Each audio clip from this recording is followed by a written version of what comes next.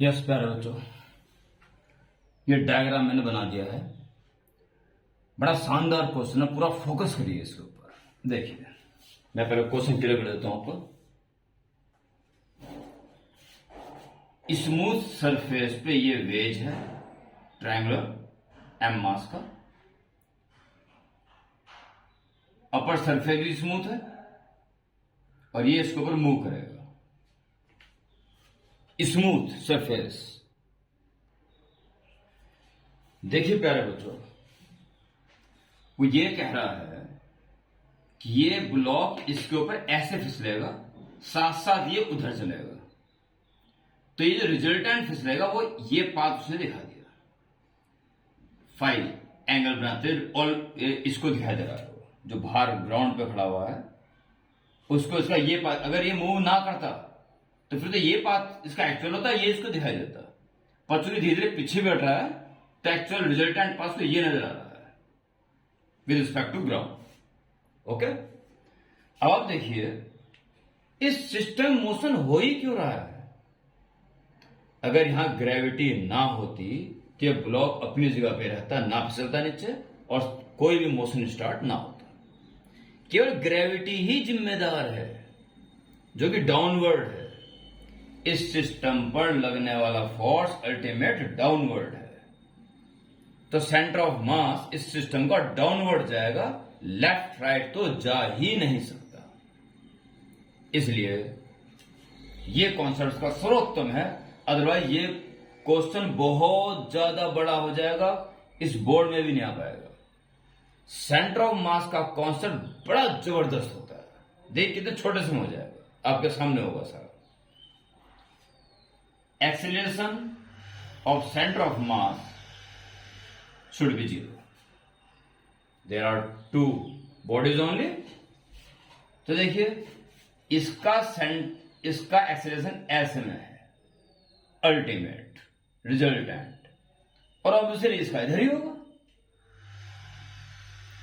ये acceleration veg का और ये एक्सेलरेशन बॉडी का। तो horizontal centre of mass, horizontal, vertical down जाएगा, हॉरिजॉन्टल कहीं से करना है। तो देखिए जरा, इसका मास इनटू इसका एक्सीलरेशन वेज का, प्लस उसका माइनस में आता और अपॉन में टोटल मास आता और इक्वल टू 0 हो जाना था। तो अपॉन टोटल मास 0 हो गया उधर, और जो माइनस आना था उसको उधर कर दो प्लस। वैसे दो बॉडी के लिए मैंने बड़ा आसान तरीका आपको बता रखा है। इधर वाला मास इंटू इसका एक्सीलरेशन इज इक्वल टू उधर वाला मास इंटू उसका एक्सीलरेशन। ये अगर दो बॉडी होती है तो ये आसान तरीका यूज करा करो। Is equal to small m, ये इसका इधर था तो इसका इधर नहीं, कितना हो जाएगा, डाउनवर्ड तो हो गई, ठीक है। इधर जितना इसका होगा उतना इसका भी होगा, क्योंकि नेट 0 होना जरूरी है। तो ये ए बी का कॉस फाइव, ये फाइव तो ये फाइव होगा ना, कॉस फाइव, ए बॉडी का कॉस फाइव। इस तरह से हमें अल्टीमेट क्या चाहिए, small m upon capital M का रेशियो मांग रहा है अपॉन एम। तो इधर बचा एक्सीलरेशन वेज का डिवाइड बाई एक्सीलरेशन बॉडी का एंड कॉस फाइव। अब ये देखिए, फाइव तो उसने दे रखा 60, ये दे रखा 30। आप एक बात सोचिए, इसका एक्सीलरेशन इसके अबाउट ऐसे में था और फिर ऐसे में प्लस हो गया था किसका, वेज का। तो उसे अल्टीमेट ये मिला, ठीक है। और ये एंगल बन गया 60 डिग्री। इसे क्या रहा है, वो 30 डिग्री थीटा की वैल्यू। अरे भाई जब ये 60 है, ये 30 है, तो ये भी 30 बचा ना। इन दोनों एंगल की सम भी इक्वल होता ना है।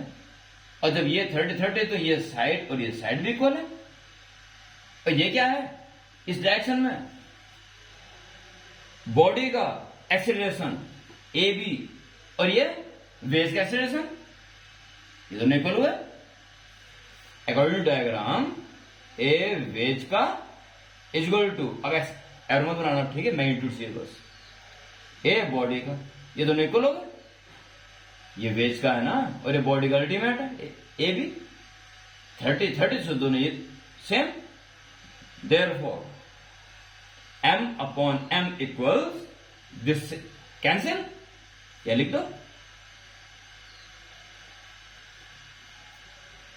ए वेज और ए बॉडी का भी ए वेज के इक्वल है, और cos 60 दिस कैंसिल, 1/2। सिंपल, बिल्कुल सिंपल। और इस क्वेश्चन को बताने का मेरा खास कारण क्या है, सेंटर ऑफ मास का कॉन्सेप्ट अगर यूज करते हो तो निश्चित रूप से भयंकर फायदे में रहोगे। सेंटर ऑफ मास की इंपॉर्टेंस बताने के लिए ये क्वेश्चन मैंने आपको यहां पे आज बताया था। ओके प्यारे बच्चों, खुश रहो।